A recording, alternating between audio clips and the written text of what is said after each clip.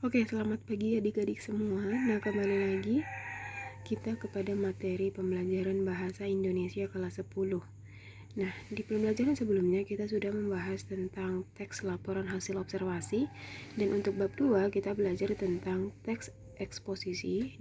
Kita sekarang masuk ke dalam bab yang ketiga, yaitu menganalisis teks anekdot dari aspek makna yang tersirat.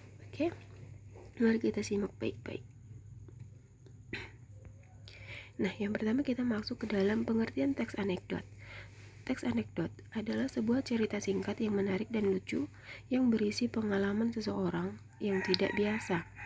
Ya, biasanya tentang orang penting atau orang terkenal yang benar-benar terjadi. Kemudian, tujuan dari teks anekdot adalah untuk menghibur pembacanya. Dengan kata lain, teks anekdot ialah teks yang menarik dan lucu. Ya, kemudian makna dalam teks anekdot itu bisa kita lihat dari makna tersirat dan makna tersurat. Kemudian, kriteria teks anekdot ada 5. Yang pertama, cerita lucu atau menarik, dan selanjutnya cerita mengesankan atau mengandung makna, dan tokohnya orang penting atau terkenal. Kemudian berdasarkan kejadian yang sebenarnya dan sudah benar-benar terjadi atau yang terjadi pada masa lampau. Ya, kemudian kejadian dalam cerita belum tentu benar, maksudnya cerita mengambil tema dan kejadian dari masyarakat dengan pemberian nama tokoh yang disamarkan, terutama yang menyangkut nama baik. Jadi itulah kriteria dari teks anekdot. Kemudian struktur dari teks anekdot ada 5. Yang pertama ada abstrak, yaitu bagian awal paragraf. Yang kedua ada orientasi, yaitu bagian menunjukkan awal kejadian cerita.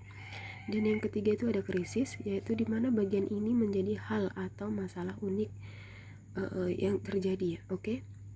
Kemudian reaksi adalah bagian tentang cara penulis atau orang yang ditulis menyelesaikan masalah yang timbul pada bagian krisis. Kemudian koda adalah bagian akhir yang biasa kita sebut juga dengan kesimpulannya. Jadi ada 5 struktur teks anekdot. Yang pertama abstrak, orientasi, krisis, reaksi, dan koda. Kemudian kaidah kebahasaan teks anekdot yang pertama menggunakan waktu yang lampau atau waktu yang sudah berlalu, biasanya dimulai dengan kata kemarin, sejak dulu, konon, suatu hari, dan sejenisnya. Kemudian menggunakan pertanyaan retorik, yaitu pertanyaan yang tidak membutuhkan jawaban. Contohnya, mengapa menjadi begini? Bukankah demikian? Menangiskah ia? Dan menggunakan konjungsi atau kata sambung. Dan yang keempat itu ialah menggunakan kata kerja. Dan terakhir menggunakan kalimat perintah. Yaitu tadi kaidah kebahasaan dalam teks anekdot. Kemudian menganalisis teks anekdot. Nah, bagaimana kita menganalisis teks anekdot ini? Kita pertama menganalisis tentang alurnya, ya, jalan ceritanya. Kemudian yang kedua penokohan atau perwatakan daripada tokoh-tokohnya. Yang ketiga latar ini ada 3, tempat, waktu, dan suasana. Kemudian majas metafora atau biasa juga kita sebut dengan majas yang membandingkan dua hal secara langsung tanpa menggunakan kata pembanding. Contohnya kaki tangan yang berarti orang kepercayaan, ya. Kemudian yang kelima itu ialah nilai didik. Jadi ada 5 alur penokohan, latar, majas, dan nilai didik.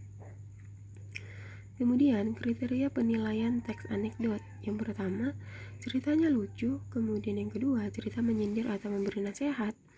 Yang ketiga, ceritanya mengkritik, diupayakan secara santun. Kemudian ceritanya berkisar pada orang-orang yang penting. Dan yang keempat, ceritanya disajikan dengan tujuan tertentu. Dan yang keenam, cerita dimaksudkan untuk menghibur. Jadi ada 6 kriteria penilaian dalam teks anekdot. Kemudian ya, nilai-nilai yang terkandung dalam teks anekdot itu ada 5. Yang pertama nilai agama, nilai moral, nilai budaya, nilai pendidikan, dan nilai politik kebangsaan. Jadi ada 5 nilai yang terkandung dalam teks anekdot. Nah, selanjutnya bagaimana langkah-langkah menyusun teks anekdot? Yang pertama, merencanakan topik ataupun tema yang akan kita buat cerita dalam teks anekdot tersebut. Kemudian merencanakan riset, artinya mengumpulkan bahan dengan cara observasi lapangan atau penelitian dan membaca buku yang berkaitan dengan topik ataupun tema tadi. Kemudian yang ketiga, melakukan inovasi, berarti mempunyai ciri khusus dibandingkan dengan tulisan yang sudah ada. Artinya kita membuat cerita yang baru, ya. Kemudian yang keempat, menulis cerita dengan matriks. Artinya, kerangka dikembangkan menjadi teks anekdot yang sesuai dengan struktur teks anekdot. Ingat strukturnya tadi ada 5 ya. Kemudian, nah ini saya berikan satu contoh teks anekdot ya. Satu contoh teks anekdot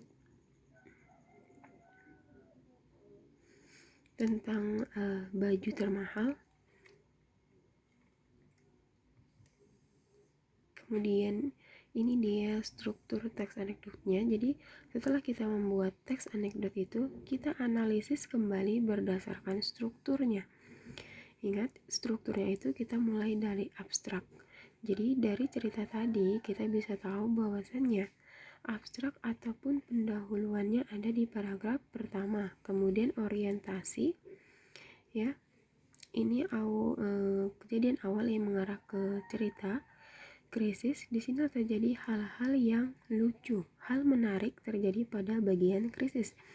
Kemudian reaksi, ya, bagaimana seseorang itu menyelesaikan masalahnya pada bagian krisis. Kemudian koda, yaitu kesimpulan atau bagian akhir.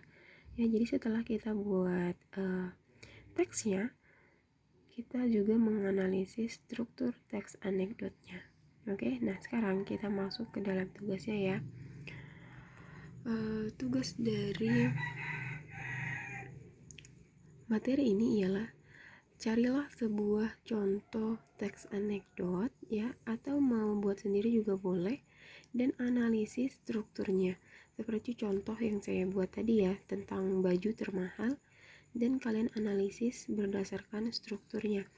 Jadi hari ini kita sudah bahas tentang teks anekdot, apa itu teks anekdot, kemudian tujuannya apa, dan kebahasaannya apa, kaidah kebahasaannya, kemudian strukturnya, dan bagaimana cara menganalisisnya.